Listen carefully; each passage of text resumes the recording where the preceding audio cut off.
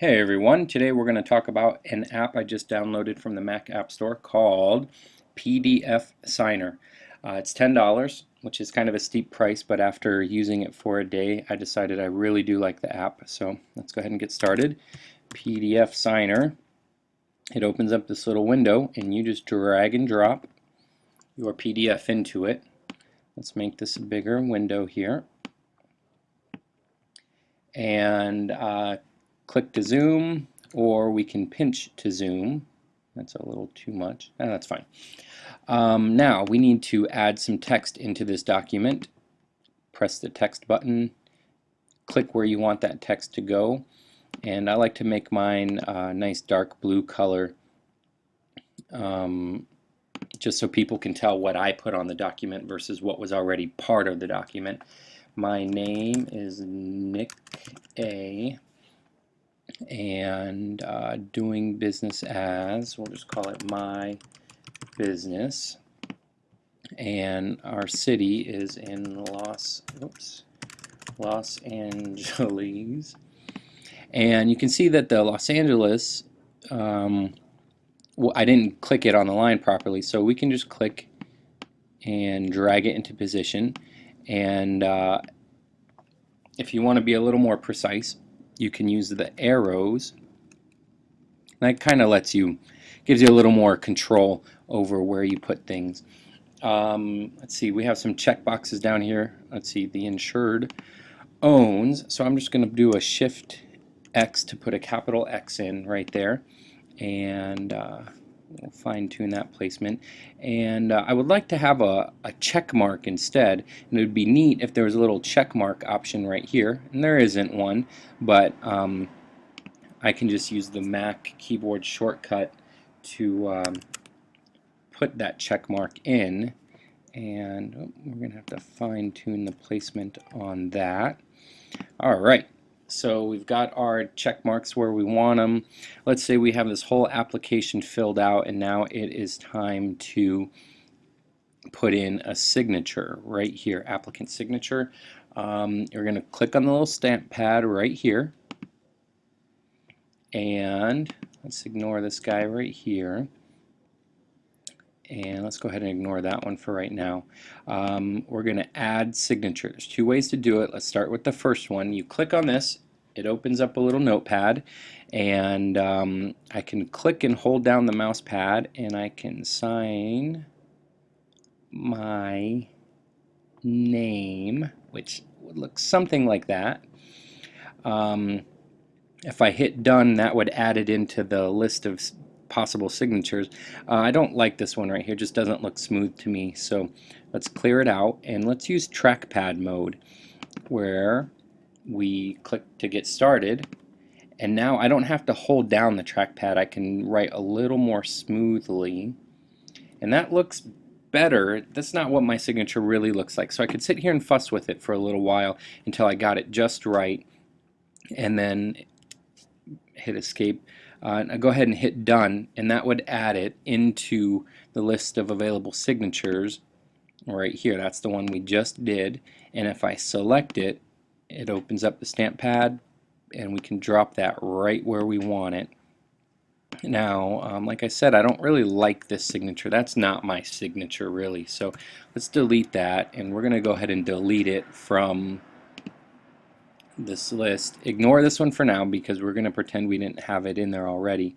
We're going to add an image from disk, and this I think is the best way to get a good authentic looking signature into the app. I have on my desktop this one right here called NickSig1.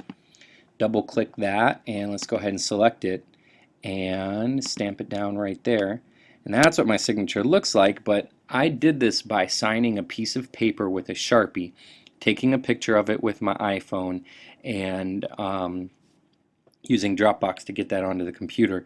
So you can tell it's a piece of paper. It looks pretty dumb. We can't have that. It just isn't feasible. So we can press this little X right here, or I can just hit the delete key to delete it. And we're going to set this off to the side for right now, and we're going to work in the preview app. So here's that same signature. Let's do Command O to open it up, and we'll draw a box around it, and then do Command K to crop it to get us started. And now we want to choose the Instant Alpha key, and if I click and then I'm going to drag a little bit, you'll see it select varying amounts of the background. Click, drag right to a little more, right about there. It looks like it has everything selected that is part of the background while not selecting any of the ink. So I'll hit delete, and we do have a couple little holes in here, so we'll delete that one, and there's one more right here. So delete that, and we'll do File, Save As, and we'll call this one NicSig2, and we'll save it onto the desktop, and that shows up right there. So I don't know if you were paying attention to how much time that took, but it was definitely less than a minute. Let's go ahead and close Preview, go back to PDFSigner, and this part you should have figured out already. Add image from disk, and we want NicSig2. Let's select that one, stamp it right here, and now we have a background free signature that looks like what my signature actually looks like, and we can sign it, get it into position, and I'm really happy with the quality of that. So we have our whole document done now. My signature is in place. We'll assume everything else was filled out. We have our check marks where we want them, and my name is where it should be. So we're going to File, and we'll do a Save As, and let's call this one Completed Application, and we'll save that onto the desktop. You'll see it appear right there, and let's go ahead and hit spacebar to see what we're looking at. There's the name, all the information we put in. Our check marks are where we want them to be, and the signature is as it should be. Now let's say for an example that while looking at the preview before emailing it out, I noticed that I wrote down that I'm an individual and it should be a corporation. That's not a big deal. We can go back to the app, click on that check mark, and put it into, let's just drag it into position. There, now we have it as corporation. We go to File, Save As again. It has that same completed app name. So if I hit save, it will override it, and now it shows up as a corporation. So that's all there is to it. That allows us to make a few edits, and now that I know it's perfect, I can open up the Mail app and send this off to the insurance agent so they can give me a good cheap price on my insurance. There are a few other features to the app that I think as you start using it you'll get to learn them a little better, but this gives you a brief synopsis of what you're dealing with.